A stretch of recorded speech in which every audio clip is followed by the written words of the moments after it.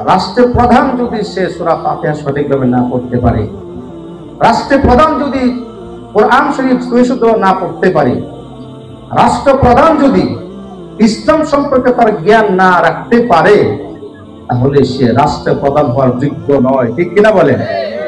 ইসলামের শরীয়তের দৃষ্টিকোণ থেকে ওই রাষ্ট্রপ্রধান হচ্ছে অজ্ঞ, মূর্খ, ভণ্ড মূর্খ। ঠিক কিনা বলেন?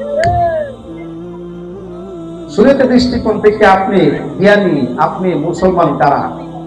যারা যেই জ্ঞান শিক্ষা অর্জনের মাধ্যমে আপনি আল্লাহকে চিনতে পেরেছেন, রাসূলকে চিনতে পেরেছেন, দ্বীনকে চিনতে পেরেছেন, আপনি হচ্ছে খাঁটি মুসলমান।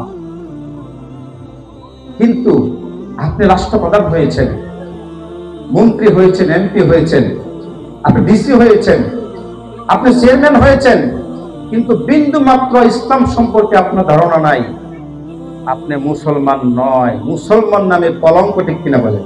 আপনাকে মুসলমানরা যায় না, উলাইকা কাল আনআম বাল হুম আদাল, তারা চতুষ্পদ জানোয়ার। এমনকি চতুষ্পদ জানোয়ার চেয়ে নিকৃষ্ট। রাষ্ট্রপ্রধান, তার মধ্যে ইসলাম নাই, দ্বীন নাই, সেই রাষ্ট্রপ্রধান কোনোদিন এই রাষ্ট্রের প্রজা থেকে, রাষ্ট্রের জনগণকে নিরাপত্তা দিতে পারবে না, ব্যর্থ হবে। ঠিক কিনা বলে?